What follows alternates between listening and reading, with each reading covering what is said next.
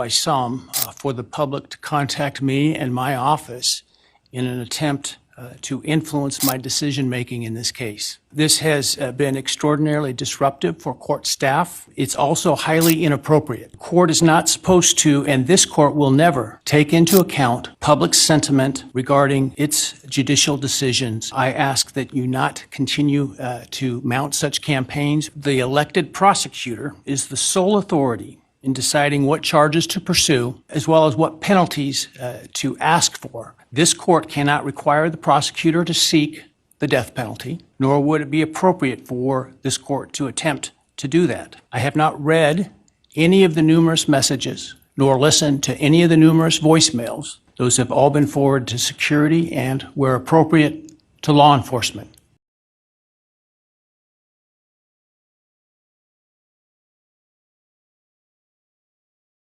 July 2025, a date that is now written forever in the history of true crime in America.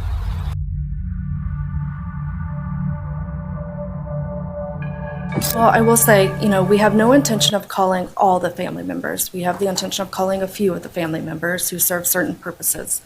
I can't think of a reason that we couldn't. Obviously, it's not ideal. It's completely out of context. It's out of order. This is like a gumbo. You are going to put all the pieces that go into that into the pot. And at the end of the day, the jury's going to decide whether it's a good soup or not from the state's perspective. And so I think we get too obsessively stuck on the idea of exactly the order these things need to come in, right? And so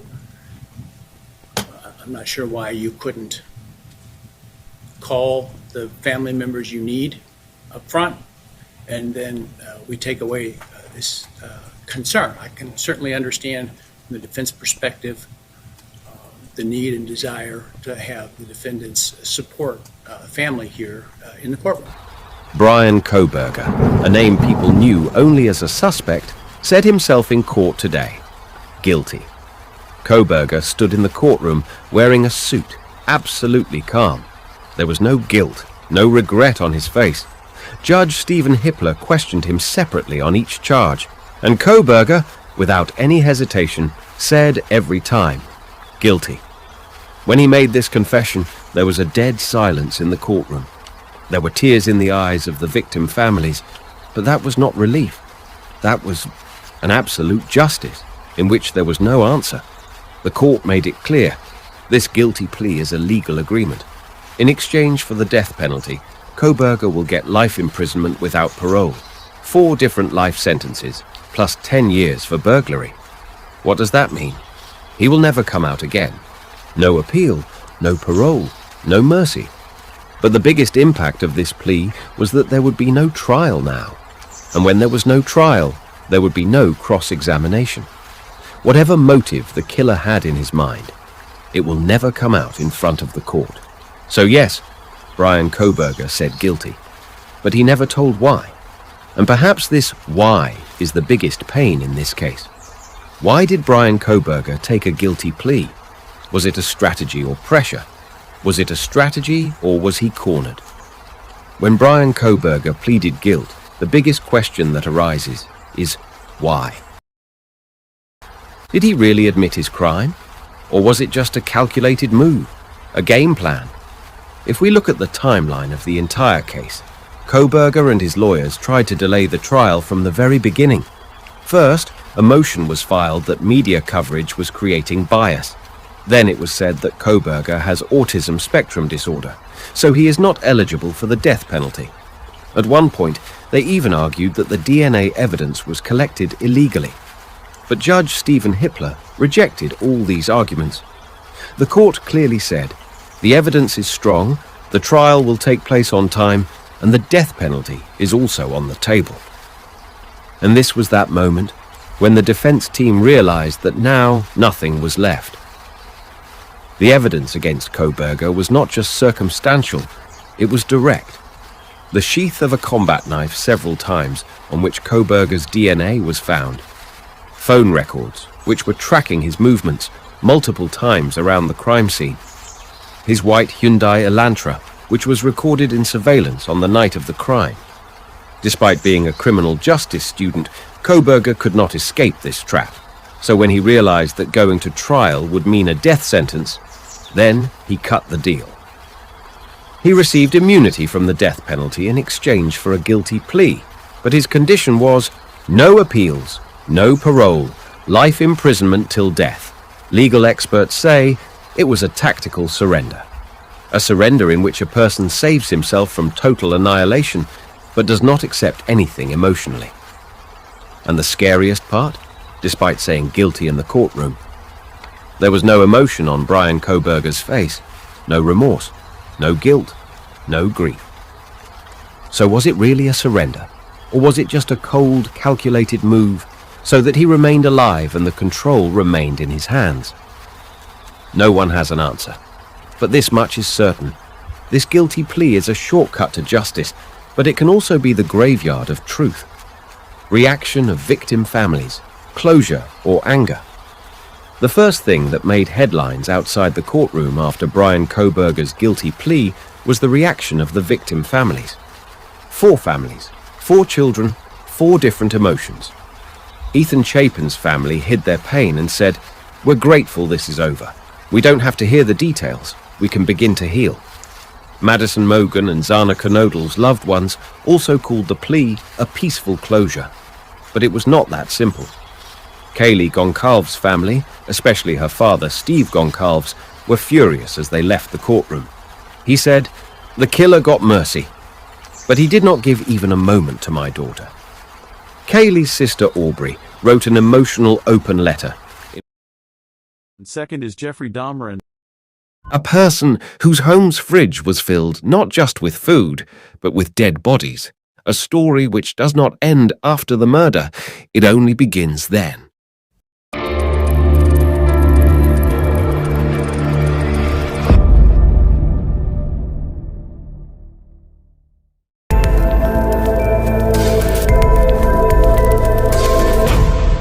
In biology class, we had the usual of fetal pigs, and I took the remains of that home and kept the skin. And I just started branching out, dogs, cats. I suppose it could have turned into a normal hobby like taxidermy. And all I know is that I wanted to see what the insides of these animals looked like. There may have been some violence involved, some underlying subconscious feelings of violence. This is not just the story of a killer. This is the journey of a monster who survived by hiding the deaths of 17 people behind the mask of a normal boy. This is the story of Jeffrey Dahmer, a name which has been written among the most deadly serial killers of America, a hunting devil. I've met a lot of men who were motivated to commit violence just like me. And without exception, every one of them was deeply involved in pornography, without question, without exception, deeply influenced and consumed by an addiction to pornography. There's no question about it. The FBI's own study on serial homicide shows that the most common interest among serial killers is pornography. That's true. And it's real. It's true. The person to blame is sitting right across from you. That's the only person. Not parents, not society, not pornography. I mean, those are just excuses. What do you think about what he said about pornography? Pornography? I've been looking at it all my life and it hasn't affected me anything. Who not only killed the corpses of his victims, but preserved their body parts, ate them, and kept their pictures with them. From 1978 to 1991, this man killed 17 young boys, one after the other. But his first murder, that was the most horrifying because a monster was born on that day.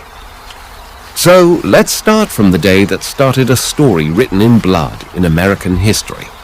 June 18th, 1978. Jeffrey Dahmer's first murder. Starting date, time, year of crime involved. It all began on June 18th, 1978. A warm summer evening in Bath Township, Ohio.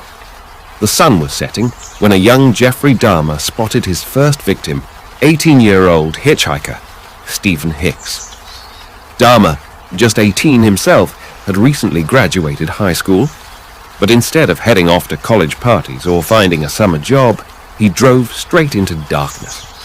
At around 5:30 p.m., he picked up Hicks, offering him a ride, a few beers, and a place to chill. By 7 p.m., Hicks was dead, bludgeoned with a dumbbell, strangled and hidden in the basement. This was no accident. It was the beginning of a chilling reign of terror that would stretch over 13 years and claim 17 innocent lives. And that very night, something inside Jeffrey Dahmer broke. Permanently. Who was the killer? The name? Jeffrey Lionel Dahmer. But the world remembers him as the Milwaukee Cannibal. A soft-spoken, polite man with a monster hiding behind his glasses. To neighbors, he was shy and quiet.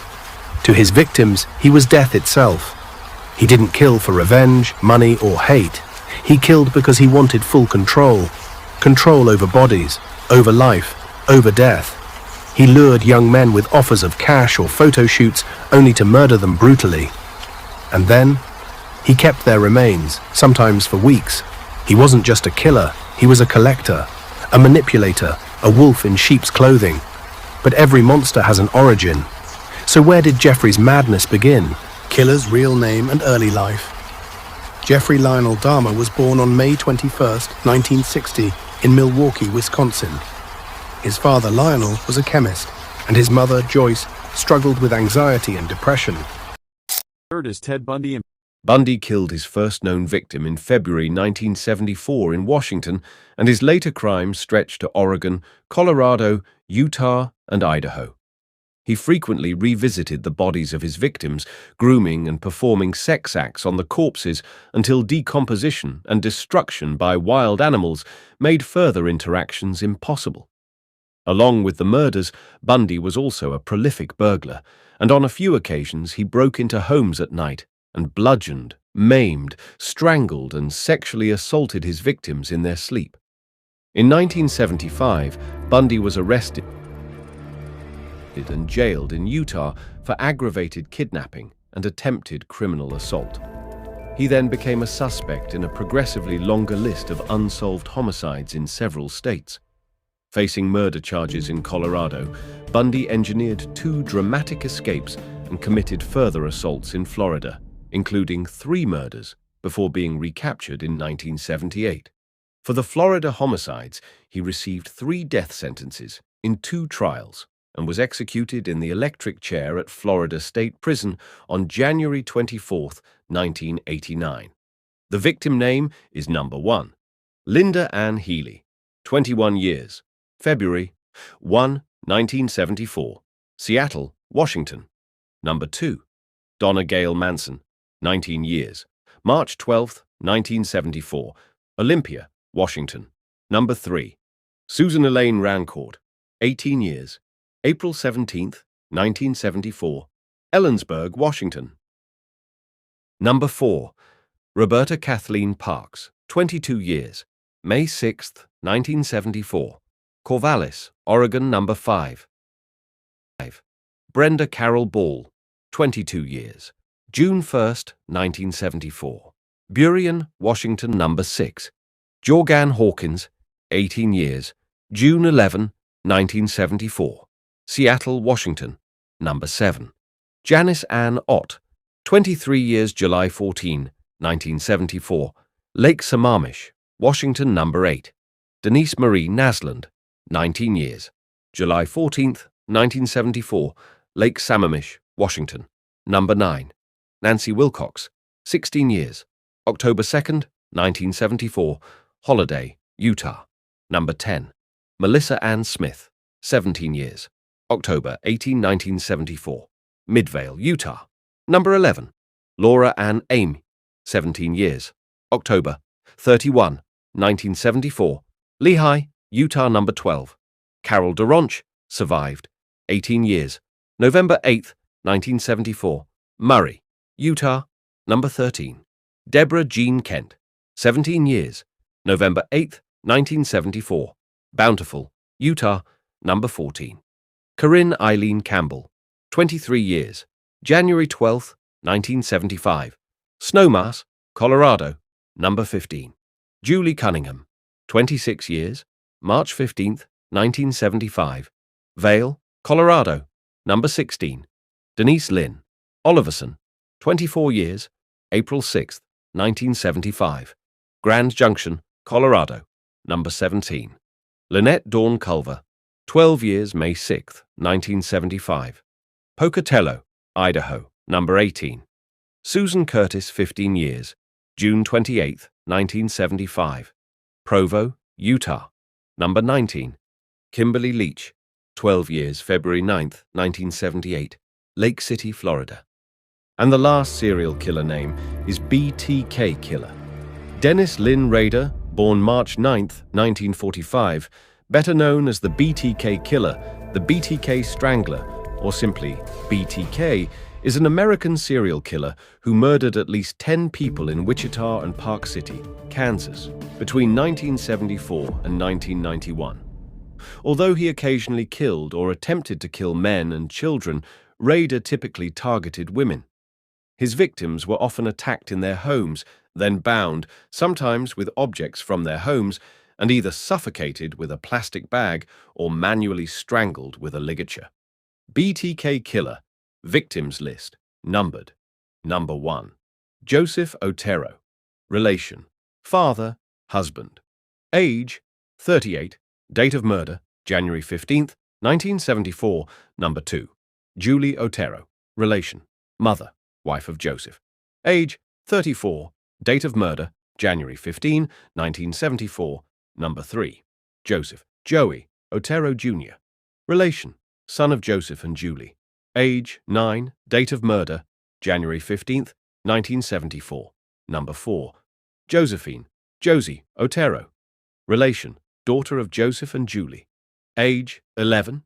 Date of murder: January 15th, 1974. Number 5. Catherine D. Bright. Relation: college student. Age: 21. Date of murder: April 4th, 1974. Number 6. Shirley Vian. Relation: mother of 3. Age: 21. 24. Date of murder: March 17th, 1977. Number 7. Nancy Fox. Relation: single woman, lived alone. Age: 25. Date of murder: December 8th, 1977. Number 8. Marine or Marina. Hedge relation. BTK's neighbor. Age: 53. Date of murder: April 27th, 1985. Number 9. Vicky Vagler. Relation: mother, attacked at home. Age: 28. Date of murder: September 16, 1986. Number 10. Dolores E. Davis. Relation: elderly woman, lived alone. Age: 62. Date of murder: January 19th, 1991.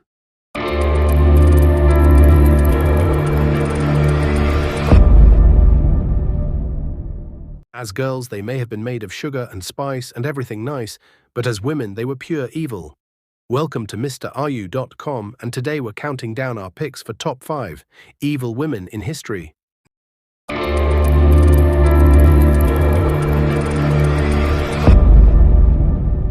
Number 5.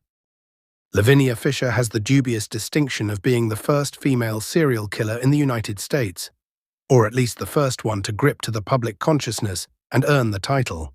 Her killings were so long ago, though. She was born circa 1792 and died in 1820, that records about her youth and origin are lost. She and her husband owned and operated a hotel in Charleston, South Carolina, in the early 19th century.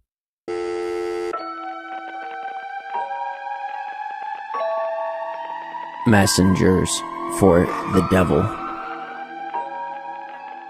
The old city jail is said to be haunted by an infamous woman in white, whom many regard as America's first female serial killer.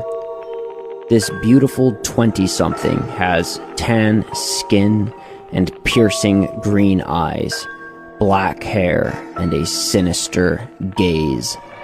seeking revenge upon the descendants of her persecutors. She scratches men.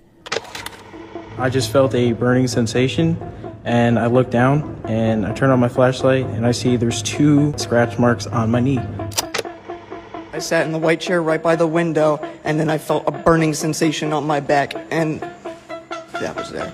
It's kind of like a sunburn, like when you get slapped.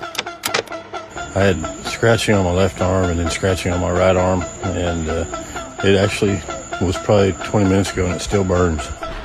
It was almost like an ice cube going down it, but you know how ice can burn you? Yeah. That's what it felt like. And they gained notoriety when men started disappearing. Rumors about their methods have grown with time, tossing in details like trapdoors and elaborate murders. But the most likely truth is that she would poison male guests. Her husband would return later in the night to finish them off, and they'd keep whatever cash or goods the guest had. She and her subband were hanged, though reports were that she jumped from the gallows in a technical suicide rather than let the executioner kill her. Number 4. Aileen Wuornos. It would be impossible to talk about female serial killers without discussing Aileen Wuornos, pictured above, a Florida-based killer and prostitute who murdered 7 Johns in 1989 to 1990 and whose actions were later chronicled in documentaries and feature films. She had a phenomenally rotten childhood. She was allegedly beaten and raped, and she conceived at 13 after a stranger assaulted her, and she subsequently gave birth and had the baby placed up for adoption. She started turning tricks at 15 when she was kicked out of her house. Her tragic life pretty much spiraled after that. After small crimes and arrests, she kept working the roads as a prostitute, killing her first John, 51-year-old Richard Mallory, in November 1989 in what she would later claim was self-defense. She killed several more men, and she was eventually caught after getting in a minor accident while driving one of her victims' cars. She was executed in October 2002. Aileen Wuornos, victims list, numbered 1. Richard Charles Mallory, age 51. Occupation, electronics store owner, date of murder, November 30th, 1989. Location, Clearwater, Florida. First confirmed victim. Wuornos claimed he attempted to rape her. 2. David Andrew Spears, age 43. Occupation, construction worker, date of murder, May 19th, 1990. Location, Citrus County, Florida body. Found nude along Highway 19. 3. Charles Richard Dick Carskadden. Age 40. Occupation, part-time rodeo worker. Date of murder, May 31st, 1990. Location, Pasco County, Florida, found shot multiple times. Body wrapped in an electric blanket. 4. Troy Eugene Burris, age 50. Occupation, delivery truck driver, sausages. Date of murder, July 30th, 1990. Location, Marion County, Florida, reported missing. Body found weeks later in a wooded area. 5. Charles Edmund Griffith, age 56.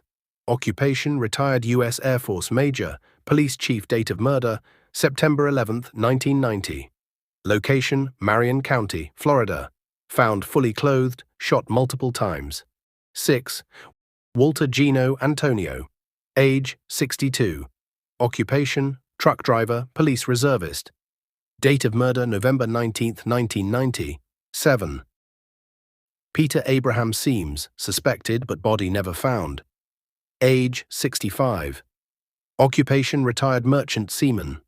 Date of disappearance, June 1990. Heading to Arkansas from Jupiter, Florida. His car was found crashed.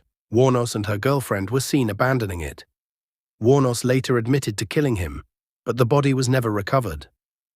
Aileen Wuornos was convicted of 6 murders, excluding Seams due to lack of a body, executed by lethal injection on October 9, 2002, at Florida State Prison. Number 3. Belle Gunness. Belle Gunness was a strong and brutal woman who tallied more than 40 victims in her day. Born in Norway in 1859, she emigrated to the U.S. and married and settled in Chicago.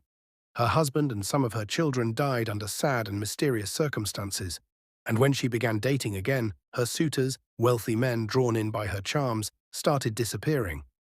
She had a hired hand named Ray Lamphere who did some dirty work for her, though she eventually turned him out and even managed to turn authorities onto him as a possible threat. Despite her habit of killing men, she managed to have the final laugh. In April 1908, her home went up in flames, and investigators found the bodies of her children next to a headless corpse under the wreckage. However, the dimensions of the headless body didn't match Gunness's actual figure, and she was declared missing. Authorities started digging up her land and turning up plenty of corpses. Black Widow of LaPorte. Estimated total victims, 14 to 40 plus, confirmed 14, victims from her immediate family. Meet Belle Gunness, the woman who turned a quiet Indiana farm into a graveyard. In the early 1900s, Belle lured wealthy men to her farm with promises of love and marriage, but they never made it out alive. After her home mysteriously burned down in 1908, authorities uncovered dozens of bodies buried on her property, including her children, her suitors, and even a few unlucky farmhands. The twist: the body found in the fire, supposedly hers, it was missing a head. Belle Gunness vanished. Some say she faked her own death and escaped. Others believe she kept killing elsewhere. What do you think? Did Belle get away with murder? Let me know in the comments. Did you know Jane Tuppen, aka the Angel of Death, was held here?